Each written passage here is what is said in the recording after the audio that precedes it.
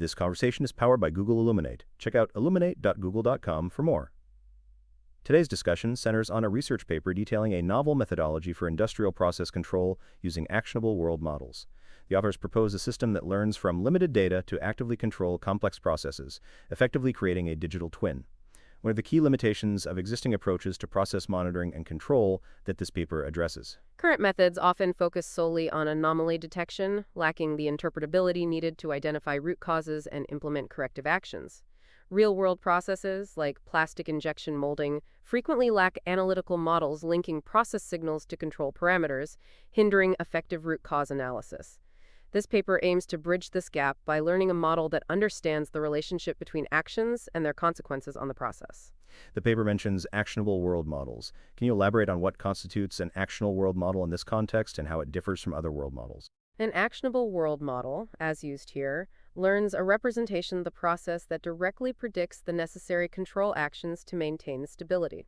Unlike generative world models primarily used for simulation or agent training, this model focuses on learning consequences-aware representations and outputting actions directly. The goal is to use the learned model to actively intervene and correct deviations from the desired process state. The paper highlights the use of joint embedding predictive architectures, JEPAs, and contrastive learning. How do these techniques contribute to the effectiveness of the proposed world model? JEPAs allow for representation learning by predicting in latent space conditioned on actions. This differs from traditional generative models that focus on reconstructing inputs.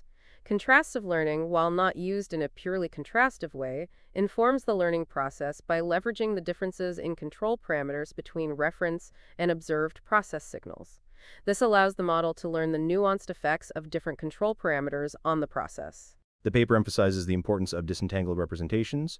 Why is disentanglement crucial for fine-grained control, and how does the proposed architecture achieve this? Disentangled representations allow for isolating the effects of individual control parameters. If the model's latent space is entangled, changes in one parameter might confound the effects of others, making precise control difficult.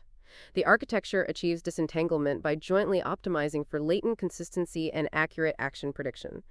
The action prediction loss explicitly penalizes discrepancies between predicted and actual actions, encouraging the model to learn separate representations for different control parameters. The paper validates the method on a plastic injection molding process. Why was this chosen as a use case, and what specific challenges does it present? Plastic injection molding is a complex, dynamic process with inherent variability. It's a good testbed because achieving high-quality products requires precise control, and deviations from the ideal process can lead to defects. The challenges include the lack of a precise analytical model, the high dimensionality of potential control parameters, and the need for high sample efficiency in learning the model. The paper describes an experimental setup involving multiple data sets and different training scenarios. What were the key findings from these experiments regarding the model's performance and the impact of various factors like pre-training and the latent predictor? The experiments showed that the latent predictor significantly improves disentanglement and action prediction accuracy. Increasing the amount of training data also leads to better performance.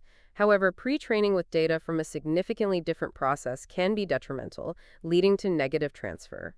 The results highlight the importance of having sufficient, relevant training data and the crucial role of the latent predictor in achieving accurate and interpretable control. The paper uses several metrics to evaluate the quality of disentanglement and action prediction. Can you explain these metrics and their significance? The metrics focus on assessing the accuracy of the predicted actions in terms of both direction and magnitude.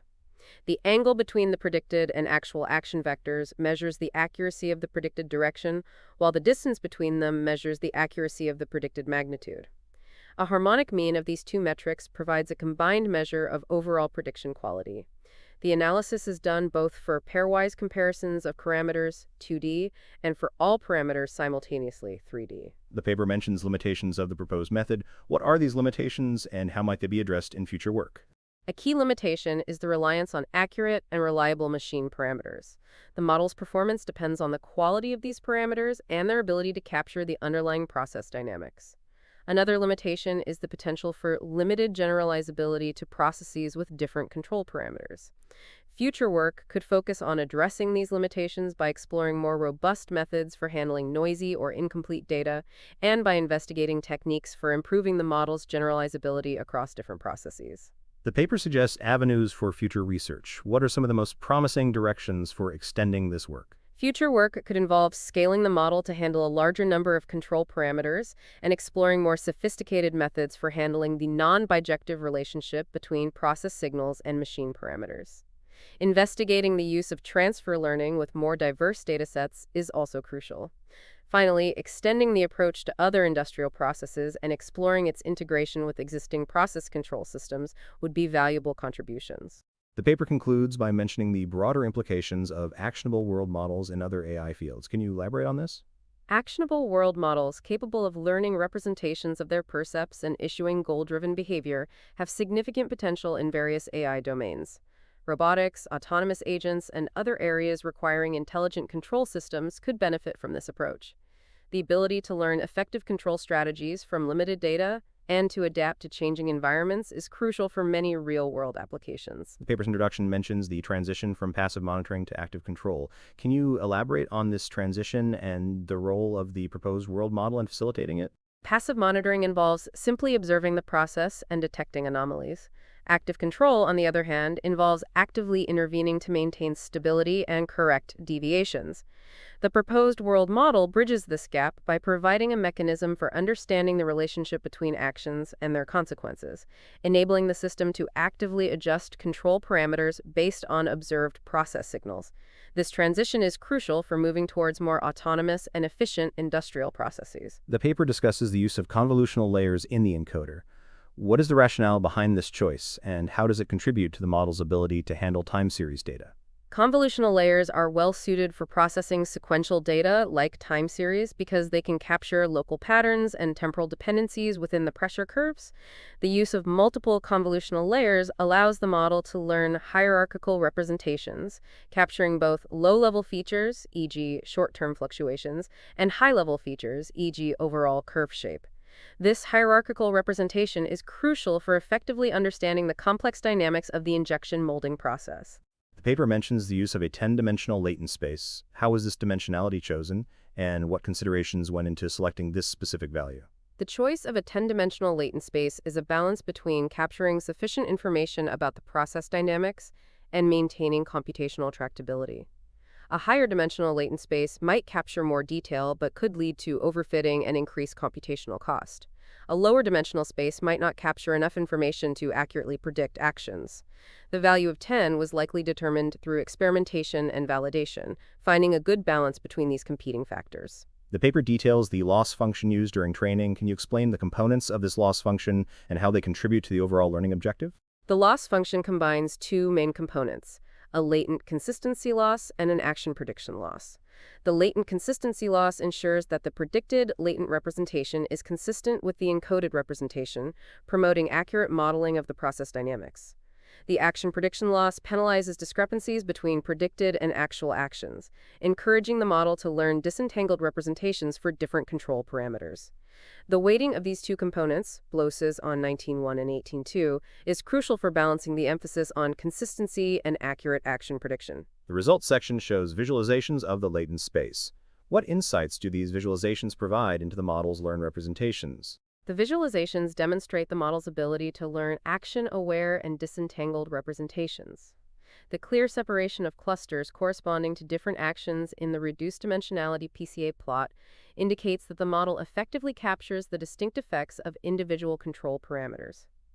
The visualizations of latent space differences further highlight the model's ability to predict latent representations based on actions, confirming the effectiveness of the JEPA architecture. The paper discusses the use of a systematic design of experiments for data collection. What are the advantages of using a systematic DOE approach compared to collecting data randomly? A systematic DOE ensures that the data covers the relevant parameter space comprehensively and avoids biases that might arise from random sampling. This is particularly important in industrial settings where collecting data can be expensive and time-consuming. By systematically varying the control parameters, a systematic DOE allows for a more thorough understanding of the relationship between actions and their consequences, leading to a more robust and reliable model. The paper mentions the use of data pre-processing steps such as resampling and normalization. Why are these steps necessary, and how do they improve the model's performance? Resampling ensures that all pressure curves have a uniform number of data points, making them suitable for processing by the convolutional layers. Normalization scales the data to a consistent range, preventing features with larger scales from dominating the learning process. These pre-processing steps improve the model's performance by ensuring that the data is consistent and well-suited for the chosen architecture. The paper discusses the Atom Optimizer. Why was this optimizer chosen, and what are its advantages in this context? The Atom Optimizer is a popular choice for training deep learning models because of its efficiency and robustness.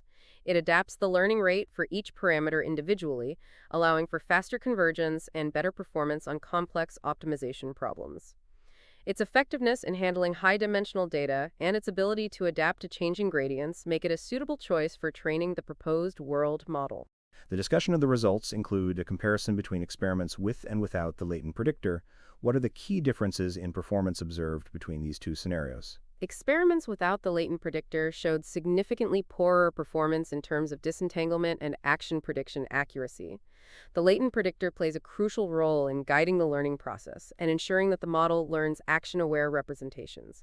Its inclusion leads to a substantial improvement in the model's ability to accurately predict actions and to isolate the effects of individual control parameters. This has been a thorough discussion of the paper's key contributions and findings. Thank you.